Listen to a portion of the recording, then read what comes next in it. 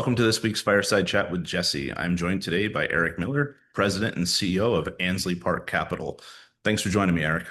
I appreciate you having me, Jesse. I'm looking forward to this discussion.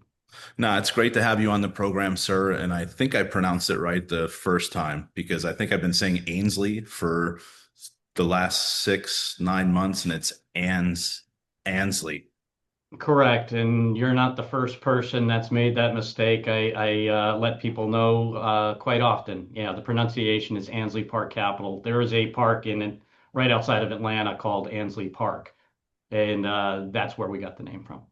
Got it. Okay. Well, that was another question I was going to ask. So thank you for knocking that one off. And yeah, and whoever's in charge of your marketing based on the blue in your office, we got to make sure we're supporting the brand and getting the name correct.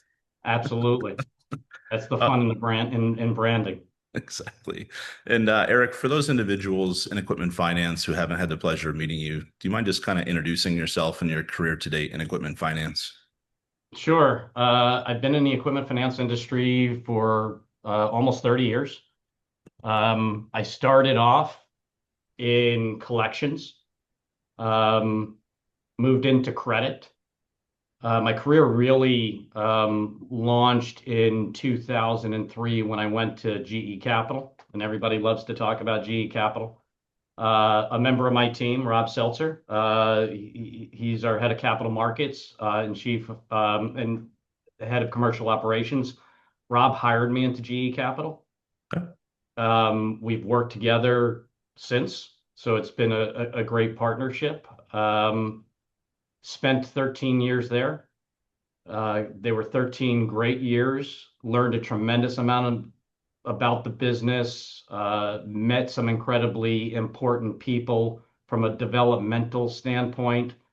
And in 2015, I had the opportunity to lead CIT's large ticket equipment finance organization.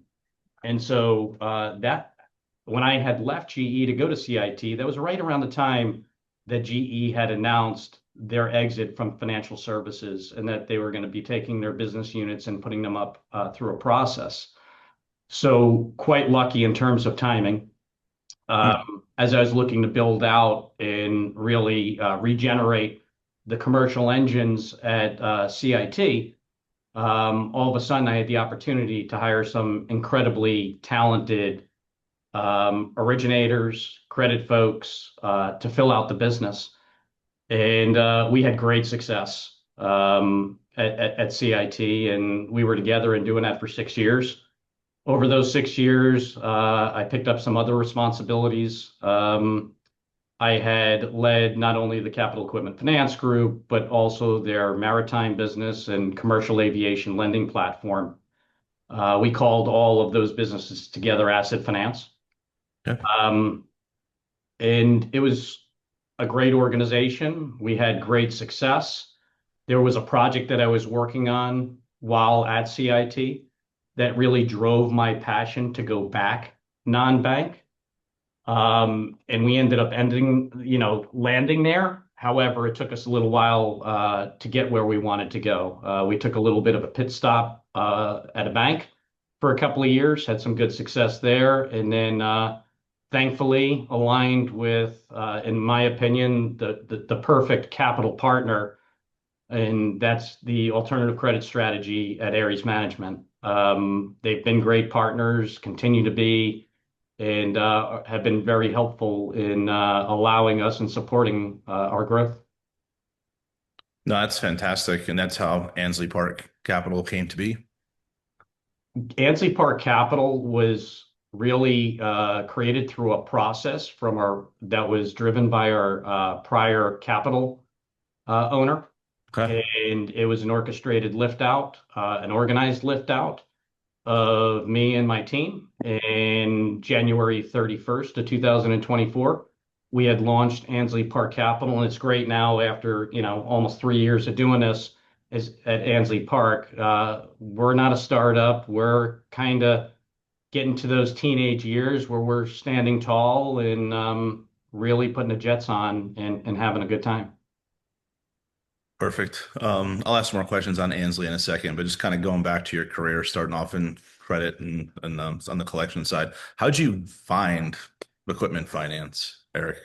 Uh, It's funny that you asked that question. So we were talking a little bit before this conversation that I have this podcast thing internally within Ansley Park Capital, where every couple of weeks I interview a member of the team. And that's the first question that I ask everybody, and I get the same answer, and you're going to get the same answer from me. Hey, this is episode 291. It's probably the same as the other ones, majority of them. There might be a few people in this industry that knew what this industry was when they were in school. Yeah. However, I wasn't one of those people, nor do I actually know or have met any of those people. I fell into it. So out of school, I got an opportunity to go work for Chrysler Financial in their collections department. And that's really how it started. I spent a little bit of time at Wells Fargo as well and on the credit and origination side before I had gone to GE Capital. But yeah, I just fell into the industry. And that's kind of one of the cool things about our industry. Whenever we talk about the industry, people have a lot of passion for it. It's a great industry with amazing people. I've built unbelievable relationships through the course of my career, and I'm incredibly thankful to have found equipment finance. Now, equipment finance is like 20 different industries inside of itself. Sure. It's quite broad in terms of the terminology, but it's a great industry across the board. Yeah, I mean it's I fell into it too. My second sales job out of college, someone handed me a list and said, "Hey, here's equipment finance. Go make it happen. Start a new vertical for us." And I'm like, "Okay, there we go." Yeah, And once you kind yeah, of get into it and you meet some of the people, you're just like, "Okay, I gotta make sure whatever I do, I have staying power in this space." And now 21 years later, it's still here. yeah. A great industry, and I bet you have a lot of the relationships still today that you formed, when you started in the industry. I think that's somewhat unique about our industry is that so many of us do stay connected, which ends up being incredibly helpful as you move forward. Yeah, 100%. And then, so going back to Ansley, so you guys are just outside of New York City. How many employees today? What type of ticket sizes? Just give me a little bit overview on the book of business, Eric. Sure. So we're about 35 employees. We're located in Terrytown, New York. For those that know the New York City metro area, we're right on the other side of the Tappan Zee Bridge. Some call it the Mario Cuomo Bridge. I completely disagree with that. It'll never be. It'll Oh, always be the Tappan Zee Bridge. We're about 20 minutes outside of New York City. Um, Great location, easy commute for the team, and centrally located considering where, the team members live. and do you have anyone remote, or pretty much everyone's in that office? When we launched, we were mostly a remote organization. Okay. Today, we've consolidated into one main hub, and the vast majority of us all work out of the Terrytown office. And as you know, Jesse, we're a large ticket equipment financier. Mhm. Transactions, we say $5 million to $100 million, but most of our transactions are in that 20 to $30 million range. Mhm. We've also closed transactions well over $100 million. Our sweet spot are really transactions, call it 15 to $75 million, large, critical, essential use assets that are vital to the operations of an organization. That's really what we're focused on. Perfect. Thank you for that. And then I'm just going to skip around a little bit here, so just bear with me. So Sure. we're talking about like remote to like on-prem and growing a business 2.5 years old. Like you seem like a big culture guy, right? I mean, that's what I like too, the camaraderie and having anyone walking down someone's office. So what's that like, Eric, when you kind of bringing people from like a remote environment to an office? It's interesting. I'm not so sure that there was a incredible cultural lift with everybody being co-located. And anybody that's ever heard me speak or anybody that understands how I operate, culture is a key word for me. For the last 2 years running, Ansley Park Capital has been recognized as having a leading culture in the industry. It's something that we're really proud of. And it really started well before Ansley Park Capital. So back at CIT, when I had joined, it was March 15th of 2016. And I had brought a bunch of friends, colleagues over from GE Capital. When we talk about GE Capital, most of us, if not all of us, talk about how amazing the organization was. And in hindsight, it truly was. The reason we're so thankful for our time there is really twofold. The training wasn't optional. Didn't matter how busy you were, didn't matter the time of the year, what your goals were. When it was time for you to go to training, you went to training. You worked extra hard to ensure that you were continuing to perform in your role in addition to the training that was received. But it was not easy to be able to do that. Sure. So in hindsight, it was amazing. While you were in the moment, it was incredibly challenging. Another key element, to talk about as it relates to, the legacy of GE Capital is there were incredibly talented folks in every area that you could imagine. And when you're in an environment where results are incredibly critical and probably the most important thing that people are focused on, and you're trying to do it the right way, there was a lot of conflict within the organization, and it was intentional. Hmm. So when we got to CIT, there were so many things that we loved about GE Capital. So many things. However, the sharp-elbowed nature of the organization is something that all of us recognized. And we said to ourselves and each other, what if we created an environment where performance was incredibly important, but mutual collaboration, respect, and appreciation was equally important, where we treated each other like we all mattered, like everybody's contributions were important to the organization, because they are. Equipment finance is not an individual sport. This is a team sport. And Sure. the reality is the functional areas allow the originators to be successful. And when you have an environment of collaboration and mutual respect, it's not hard to do. Sure. It's be kind to each other. It's thanking people for their contributions, but always not, on rare occasion. When somebody goes out of their way for somebody else, thank them, appreciate the efforts. Kind of common sense, but let's put it into kind of a practical plan and have some intentionality around it. And so when we kind of formed this culture, we were always intentional about when we brought new employees in to make sure that they were capable of fulfilling their role inside of this culture. So we don't talk about it to attract employees. We talk about it because it's the best way to create an environment where people are rowing in the same direction and to really maximize overall productivity, efficiency, and performance. And doing it in an environment where you actually want to come into work. There have been times in all of our careers where Sunday night, we're just dreading Monday morning. I have not felt like that in 10 years because of the people that I get the opportunity to work with every day. I'm excited. Well, number one, I'm working Saturdays and Sundays as well. So maybe that's part of it. But I'm excited to come into the office on Mondays. And now that everybody's in the office with me, yeah, there's a lot of, there's a lot more energy and it's a lot more fun. Mm-hmm. But most importantly is being intentional about what the culture means to us, adhering to that culture, never allowing that culture to break. You could be in an organization, somebody could be have incredible performance. I'm not going to say the name of an individual, but I'm thinking about somebody right now. This guy was a rock star driving significant income at an institution that I was a part of. He created constant conflict. However, the behavior was never addressed because of the performance.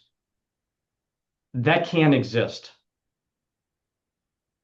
Sometimes, as employees or as individuals, we need to recognize that although you could be more successful with doing something a certain way and maybe you could do it quicker, we also need to pay attention to the wake that we create as we perform in our roles. Yeah. And so, I'm glad you asked me about culture. I'm sure because you've heard me talk about it, Yeah. constantly. Yeah. Yeah. But I would say that is the key, one of the key reasons as to why we've been able to accomplish what we have in such a short period of time. And that means becoming profitable within our first year of operations.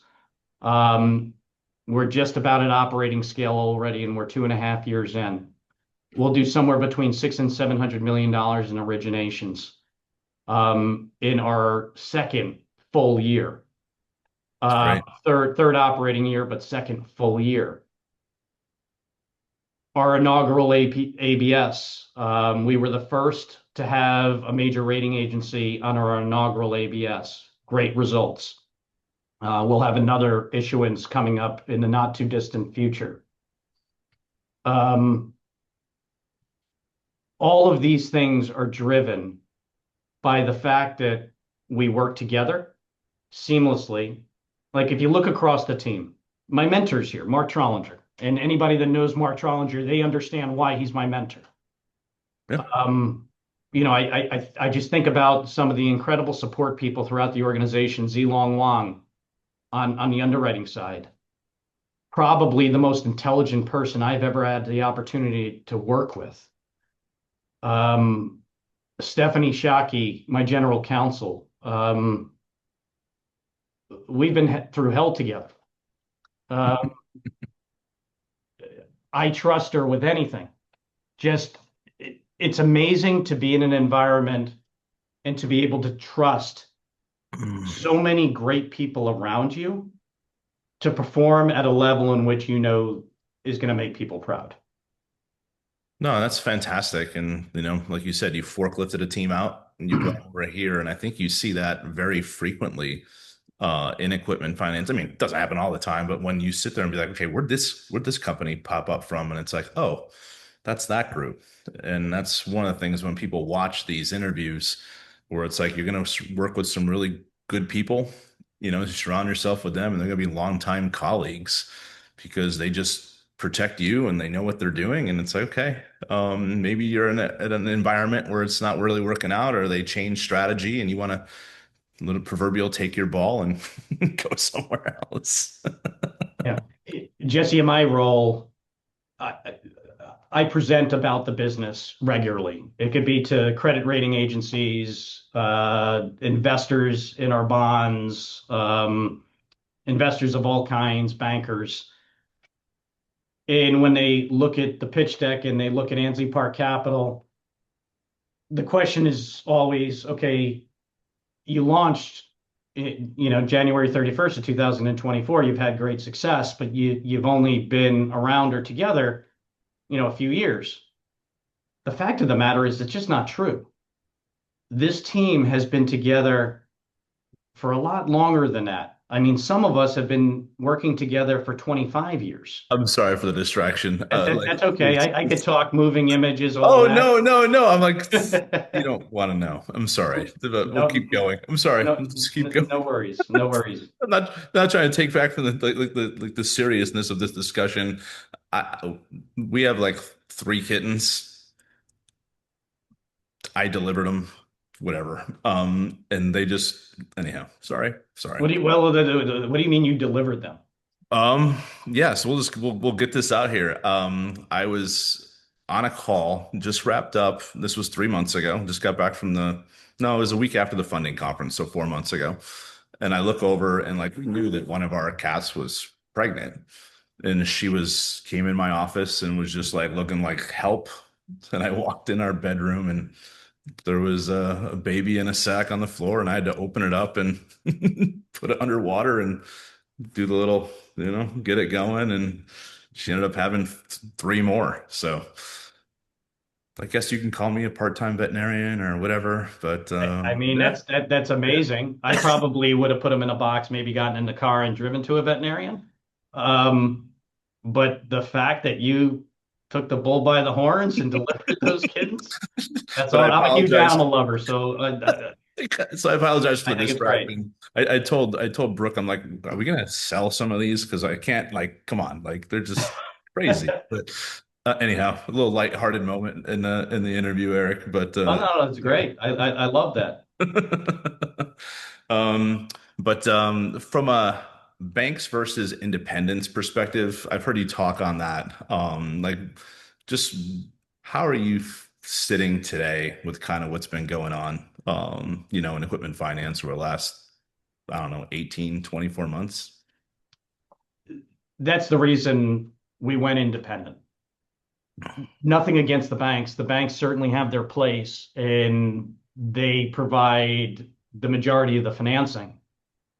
And you may have heard me talk about this previously, but you go back 25 years, and that's just not how the industry worked. The vast majority of, you know, shops were non-bank. It was GE Capital, Heller Financial, Merrill Lynch Capital, Transamerica, AIG Capital. There were a lot of significant non-bank platforms. Hmm.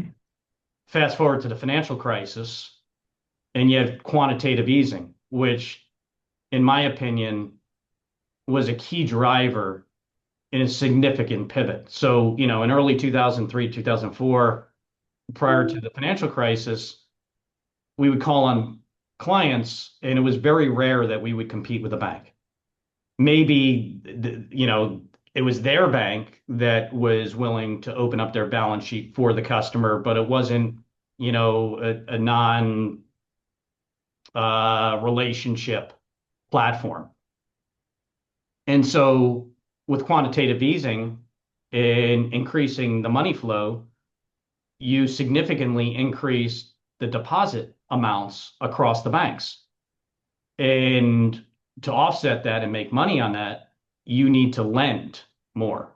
And so what they did was they took products, which equipment finance really was in the early 2000s, and they created business units. And you could have had a bank that was $200 million in assets that today is 10 billion in assets. Now, the pendulum shifted significantly based on this from non-banks to bank. Now, I think that pendulum is shifting back. In 19, 20, 21, we saw interest rates spike, and we saw some of the same concerns that really impacted GE Capital. So Bill Gross at PIMCO many, many years ago had called out GE Capital for the way that they were borrowing to be able to lend through their commercial paper conduit. And he was right. They were borrowing short and lending long. So let's think about a bank for a second. Doesn't a bank do the exact same thing? Depending on how sticky their deposits are. And if they're not sticky, and you have, loan to deposit ratio greater than 80%, you could find yourself at significant risk if there's a spike in interest rates and a run on deposits. So with that in mind, that allows for platforms that borrow more efficiently and really are doing a better job of match funding their assets and their liabilities, entertain a larger percentage of the market share in terms of lending. And so us, as well as we've got a bunch of peers out there doing similar things, we're finding great success because what's happening is, strategists, consultants are encouraging banks to rely less on lending on the balance sheet and do the things that make banks money. And what makes banks money? Fees, um, treasury management services. Those are the items that are most important to the banks. Utilizing the balance sheet to a degree where you're not making a lot of interest income doesn't make a lot of sense. And then you have the limitations. on how banks could lend. The OCC, the FDIC, individual, Federal Reserve, state Federal Reserve banks, they put limitations or rule sets on how you could lend. We don't have those same rule sets. Well, does that mean as an independent, you take significantly more risk? No, it doesn't. It means that we're able to be a little bit smarter about how we structure around that risk and manage that risk. But in turn, by providing greater flexibility to the client as a result of this, we're also getting paid for that. Sure. So, from a risk adjusted return perspective, an independent platform could have tremendous value to its investors. And that, again, that pivot is going to allow us to increase as a grouping, the independents. My expectation is we will continue to increase market share versus the banks. Now, does this mean that we're going to go back to 2003? No, I don't think it does. I think that there's going to be some kind of a happy medium between the two. It's kind of like private credit. 2 years ago, private credit was glamorous. It was a great buzzword. Everybody was investing into it. Fast forward a year, and all of a sudden, everybody starts talking about it differently, in terms of how it's being reported on the news and the risks associated with it. There's incredible value to private capital. Private capital is not necessarily a competitor to the banking sector. If anything, they complement each other in very important ways. Now, think about it. If you're the CEO of a bank and you want to have equipment finance exposure, you could do that a couple of different ways. You could have a platform like ours and lend directly to your bank customers, non-bank customers, or you could lend to us and get exposure through a platform like Ansley Park Capital through a warehouse facility that many of us utilize. Because again, the way we fund our business is through a warehouse facility, and then we'll go out to the ABS markets as a takeout. Yep. You get your equipment finance exposure, you get it on a shorter duration, you get it on a floating rate basis. It's kind of perfectly aligned to the banks, as opposed to taking individual risk on a sole obligor. To me, it's a win-win strategy and a great example of how private credit and banks in general are able to collaboratively work together and accomplish what they're both after. It's not us or them.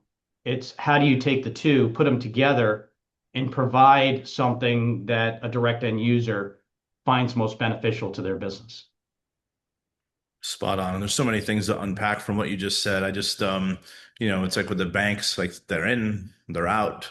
And I'm sure all of a sudden you'll go, because especially with the large ticket deals that you do, you guys can't really compete on rate. If a bank really wants to come in, almost kind of give it away at cost. But it's the level of effort and the reputation and what you guys bring to the table that a bank won't do, I think, as a long-term partner. I think it kind of what sets you apart. Yeah, you brought something else up that's really important when you said, banks are in and are out. Let's talk about relationships. Mhm. It's really hard to build a relationship with a person when you're not consistent. One of the cool things about the team that we have here, we are doing business today with clients that we did business with 20 years ago, 4 balance sheets ago, because we've been consistent in our approach with those customers. And are we more expensive than some of the other bank options they may have? Maybe.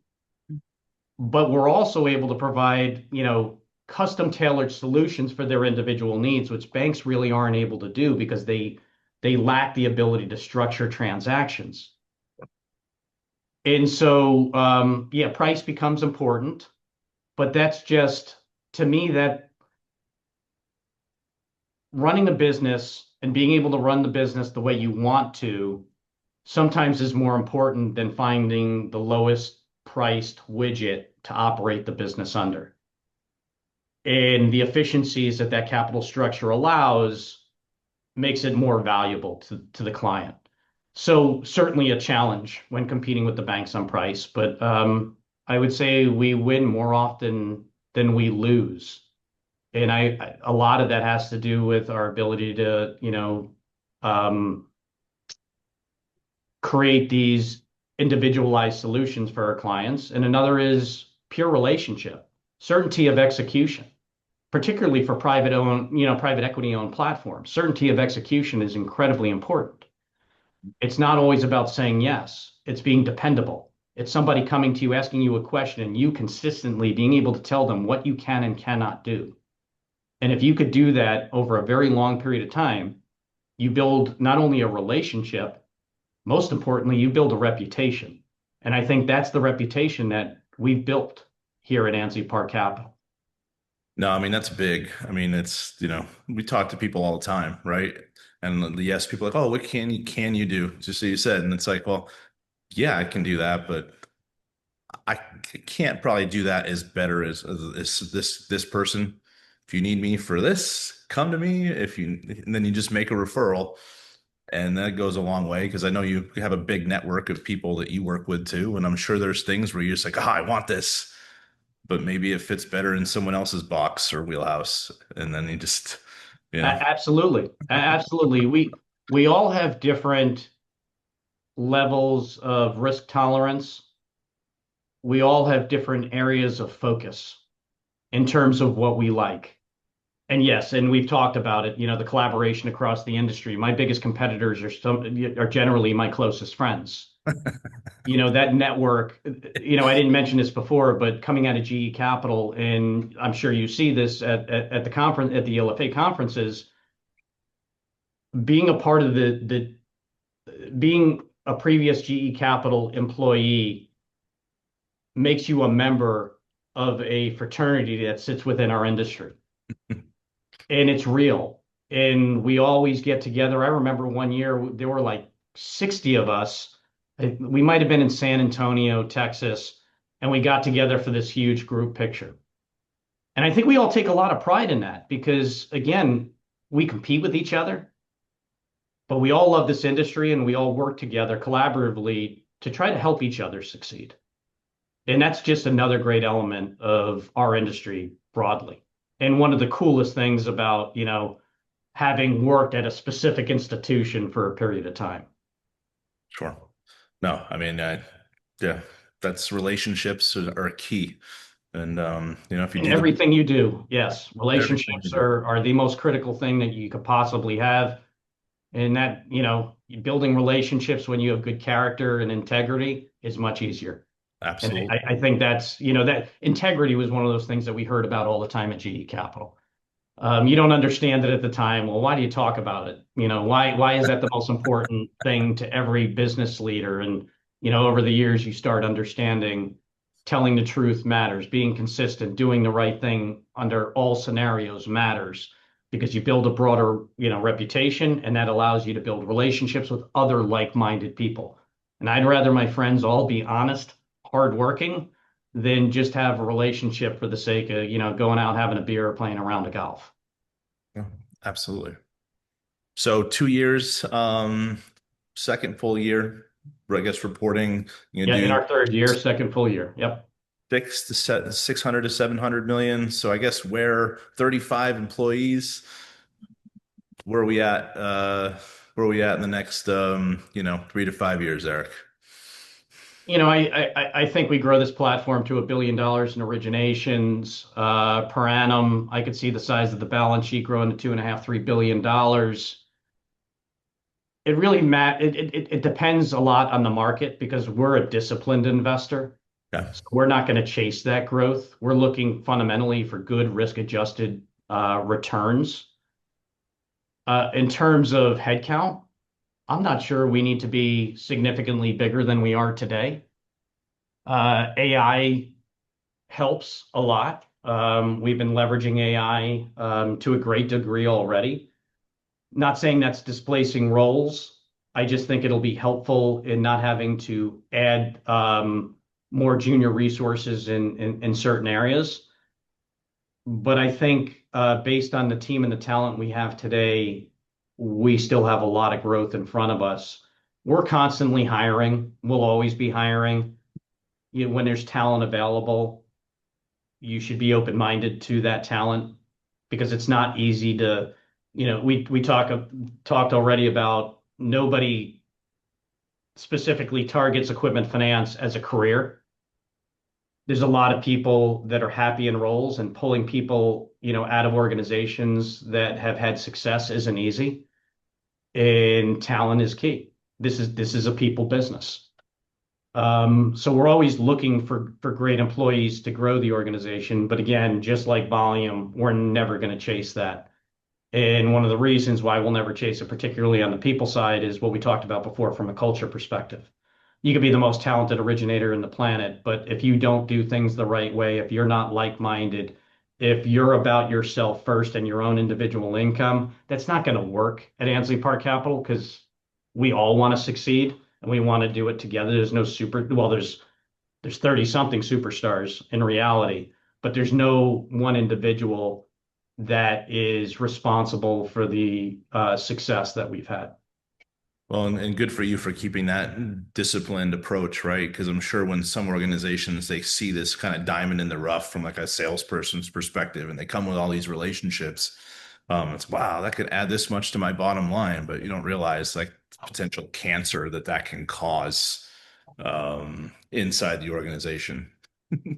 Yeah, you know what? One of our originators, unfortunately, his father recently had passed away. And this is an originator that I have known for 25 years, have worked with. He's been a friend. In fact, his brother is a close friend of mine as well from Okay. another institution that I worked at. After his father passed away, the number of people that had reached out to check in on him was meaningful enough that he circled back with me. And his comment was, it's kind of amazing the culture that we've built. Now, he's been part of this team, CIT, BCI Capital, Ansley Park Capital, prior GE. So he was one of the people that was helpful in creating the culture. But it meant a lot to him. Now, this is a top performing originator. Yeah, he could probably be more successful here than I think at any of our peers. But if somebody was going to call him, that's another thing. Why would he ever leave an institution like this? Our culture also keeps everybody together because we all want to be together. We don't want to work with another group of people. So being successful is also driven by consistency inside the organization. When you're constantly hiring or turning over employees and having to get to know how people operate, it makes it much harder to execute for your customer. So when I think about the team, that's just it's fun to think about some of the, those warm moments of people that you've known for a long time and how it's impacted them and how they've been successful. Just something I think is important to kind of point out.